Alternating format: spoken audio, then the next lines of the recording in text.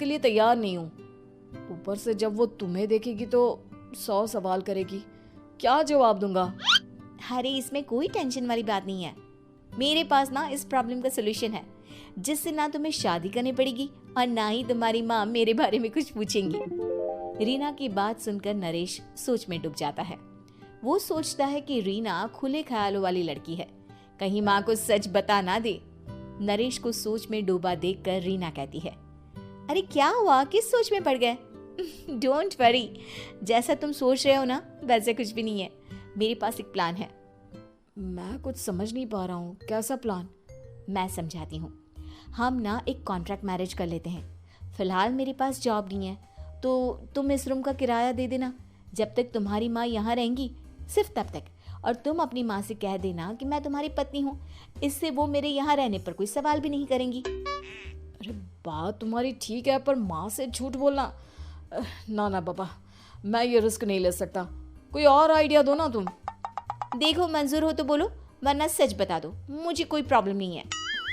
रीना की बात सुनकर नरेश सोच में डूब जाता है। बहुत सोचने के बाद जब उसे कोई रास्ता नहीं मिलता तो वो रीना के बताए हुए रास्ते पर चलने के लिए तैयार हो जाता है। वो रीना से बात करता है और अपनी माँ की पसंद और नापसंद के बारे में बताता है। रीना भी नरेश की सभी बातों को ध्यान से सुनती है ताकि कहीं उससे कोई गलती ना हो जाए। आखिर वो दिन भी आ जाता है जब नरेश की माँ उससे मिलने दिल्ली आ जाती है। नरेश अपनी माँ को फ्लैट पर लेकर जाता है। जैसे ही नरेश की माँ फ्लैट के अंदर जाती है, रीना उसके पैर छू लेती है। ये देखकर नरेश की माँ थोड़ी घबरा जाती है और नरेश से पूछती है, अरे बेटा नरेश, ये कौन है? माँ ये आपकी बहू रीना है। माफ़ी चाहता हूँ, सब कुछ इतनी जल्दी में हुआ कि आपको बता ही नहीं पाया, इसलिए सोचा कि क्यों ना आपको सरप्राइज दिया जाए। अरे बेटा, मैं तो बस तेरा घर बसा हुआ देखना चाहती थी। हाँ, बहुत अरमान थे अपनी इकलौते बेटी की शादी को लेकर, लेकिन कोई बात नहीं, शायद किस्मत को यही मंजूर होगा। ये कहते ही नरेश की माँ रीना को गले लगा लेती है। रीना बेटिया, मेरा बेटा ना थोड़ा नादान है, पर तुम काफी समझदार लगती हो और मैं जानती हूँ कि तुम इसका बहुत अच्छे से ध्यान रखोगी। माँ आप चिंता मत कीजिए, मैं सब संभाल लूंगी। नरेश की माँ अपने बहू और बेटे के साथ खुशी खुशी रहने लगती है। दिन बीतने लगते हैं। नरेश की माँ और रीना का रिश्ता बहुत मजबूत होता चला जाता है। वो दोनों सारा दिन एक साथ रहती और खूब बातें करती। इधर साथ रहते रहते नरेश और रीना भी एक दूसरे से प्यार करने लगते हैं। दोनों को इस बात का एहसास हो जाता है, फिर भी वो इस बात को छुपा कर ही रखते हैं। एक दिन नरेश की माँ और रीना शादी के बारे में बात करने लगते हैं। रीना बिटिया, ये तो नरेश ने मुझे बिना बताए शादी कर ली, वरना मैं तो अपनी इकलौती बेटी की शादी इतनी धूमधाम से करती कि सारी दुनिया देखती रह जाती। अच्छा माँ, आप ऐसा भी क्या करती नरेश और मेरी शादी में जो दुनिया देखती रह जाती? अरे बिटिया, एक माँ के अरमान तुम अभी नहीं समझोगी। मैं तो अपनी बहू को एक रानी की तरह लेकर आती और शादी भी बिल्कुल शाही अंदाज में करती, पर मेरे तो सारे अरमान ऐसे ही रह गए। खैर, मुझे तो अपने बेटे और बहू की खुशी चाहिए बस। ये कहते हुए नरेश की माँ की आंखों में आंसू आ जाते हैं। रीना भी ये सुनकर ख्यालों में खो जाती है, क्योंकि वो भी मन ही मन खुद को नरेश की पत्नी और उसकी माँ की बहू मानने लगी थी। शाम को जब नरेश ऑफिस से घर आता है तो रीना खुद को रोक नहीं पाती और नरेश के सामने उसकी माँ को अपने और नरेश के रिश्ते का सारा सच बता देती है।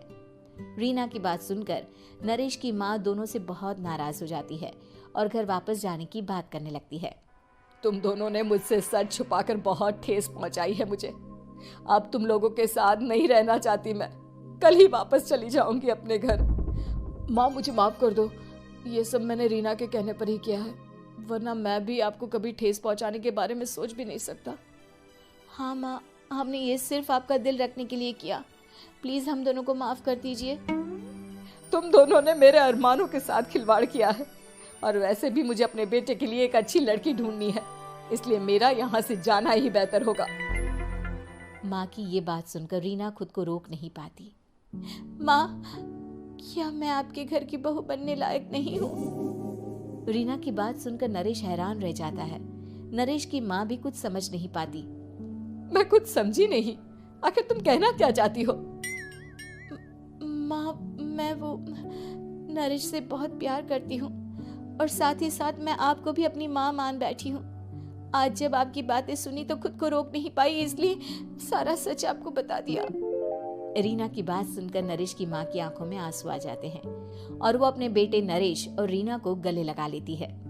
मेरे घर की बहू तो सिर्फ रीना बिटिया ही बनेगी।